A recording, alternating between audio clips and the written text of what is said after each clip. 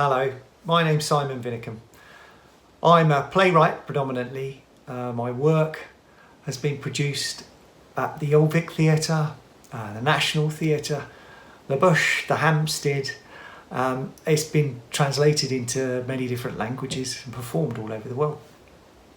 I've also written for film, for BBC One, and I've written for radio as well. I love storytelling. I got really lucky at the beginning of my career. I wrote a play about a friend of mine, and he left it, I should say, on his coffee table. And his father sent that play into the Royal Court. His father happened to be a theatre director. I got really lucky. That play ended up being produced, and that started it all for me. But I wasn't very good. And I struggled to understand how to make my stories better. And I met a brilliant mentor, a guy called Simon Stevens, a tremendous playwright who really helped me. And he said the word playwright, the reason it's spelled W-R-I-G-H-T, is because it comes from the verb to wrought, like wheelwright. It is a craft, and that really helped me. I know there's lots of people have their own opinion about whether you can actually teach playwriting, but you certainly can perfect a craft.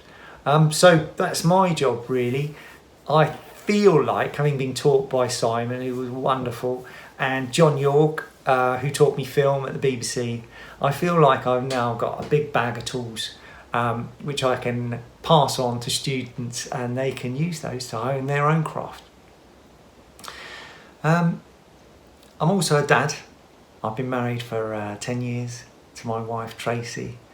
My son George is a lunatic and is 9 years old, and my other child Ava is a lunatic and she's 7 years old.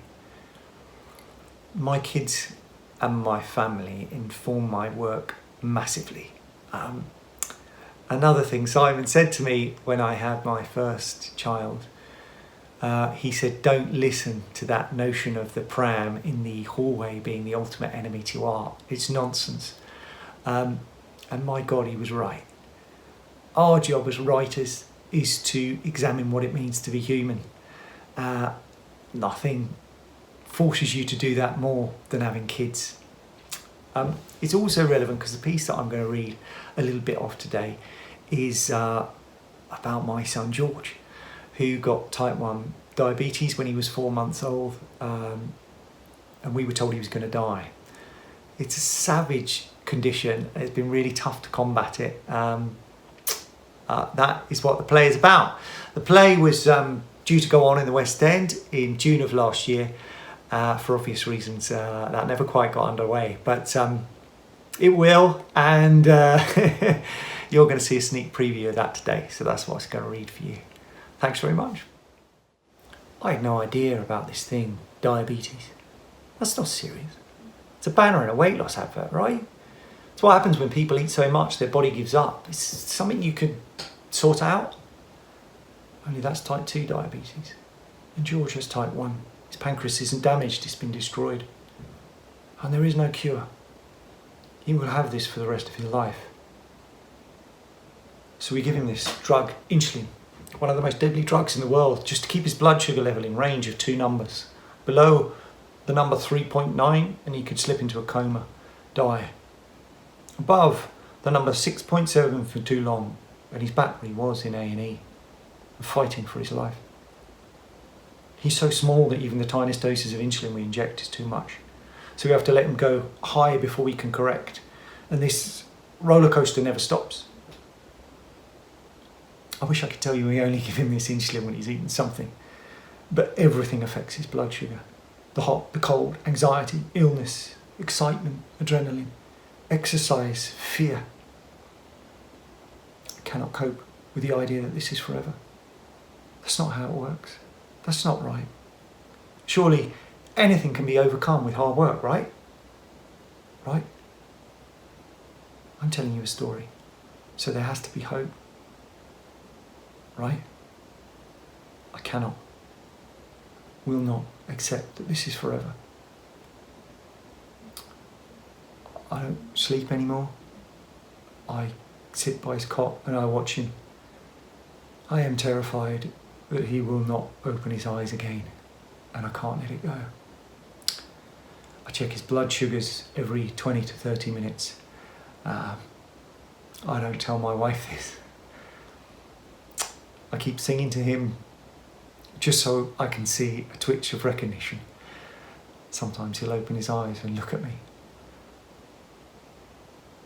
Oh, Georgie boy, the pipes are calling.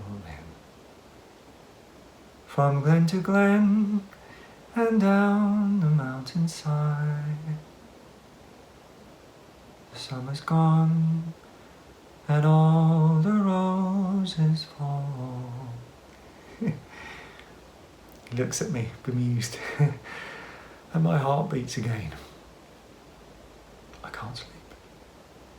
I can't sleep. I'm forgetting my story. There doesn't seem to have been much progress yet, does there? Progress is vital for storytelling. That hope I was talking about. Well, progress is learning to treat him, taking it in turns to inject him while the other one holds the leg.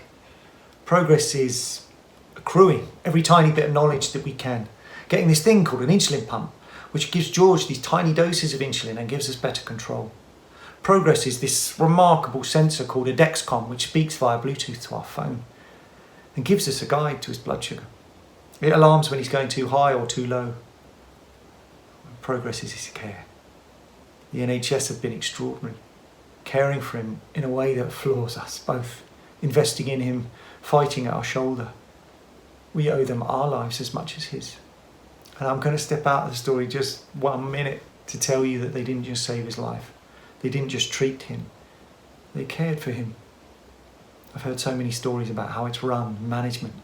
We've all just witnessed this giant organism made up of all these incredible people who do a job that really matters, almost always without thanks.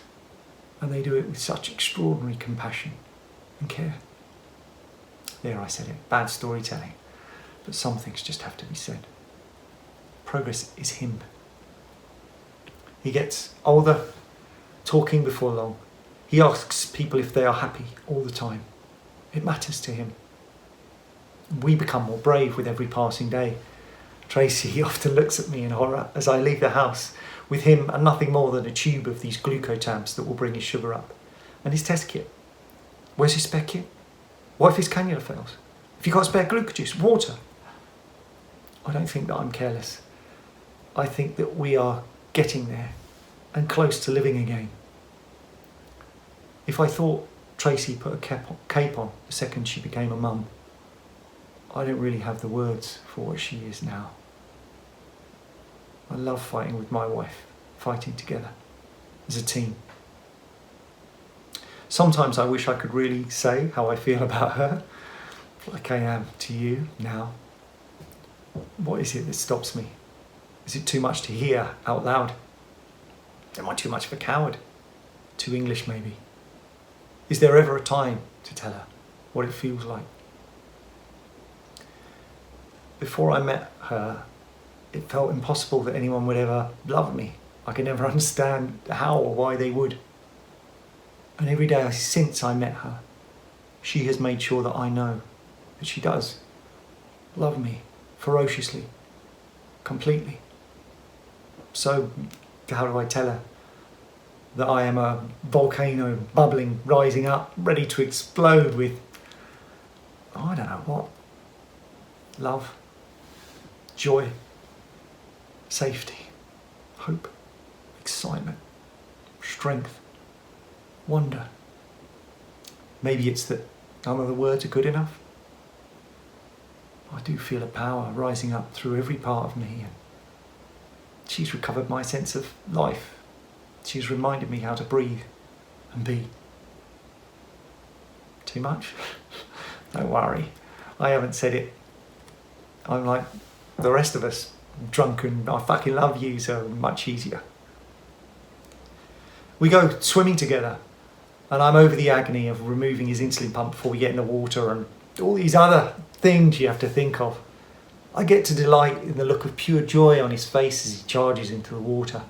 His bonkers scream, his arms flailing around, splashing his mum as she pretends not to freeze in 12 inches of chlorine water. George wades out into the water, he plunges under the surface. He can never find a way to lift his head, he just holds up his arm like a periscope, waiting for someone to come. So you need to be on it every time you go swimming with him. George wades out a bit further, and I call his name, but he doesn't respond. He's looking at someone. It's a group of 3 kids, and they're splashing one another, laughing, ducking, diving, flipping, and he just gazes at them. And I look at my tiny little boy, alone in the water. His face changes. He looks sad, lost. Looks at me and his mum, and suddenly it's clear that we aren't quite interesting enough. I try all my usual tricks to elicit a laugh and fail miserably. He asks if we can get out of the water and we leave. I sit in the cafe afterwards, and my wife, as always, knows something before I do. Do you think we could do it? What? A brother, a sister. And I want to respond in a typical idiot blokey way. Scoff, do a big exhale. You must be joking, don't you like sleep? Maybe a large dismissive eye roll will do the trick. But instead I say, you feel like we really can? Can you? Well, I want to. What about him? What do you mean? I want him to feel like he's the most loved person in the world. He is. He will be. So will it. Ava is fierce. Ava is bold. Ava is fearless. Ava is the unstoppable force. The energy of the sun. She's everything I wish I could have been. Her mum is permanently glossy-eyed at the wonder of what becomes this 2-foot force of nature. And I'm constantly bewildered by the fact that Tracy can't see what Ava really is. Ava is her. One day, I'm sat on the living room floor watching George sing Row the Boat with Ava. And then I watch Tracy watching them. All my life I've chased stupid things. Success, money, achievements. Chase, chase. And looking at them now, stop the clocks.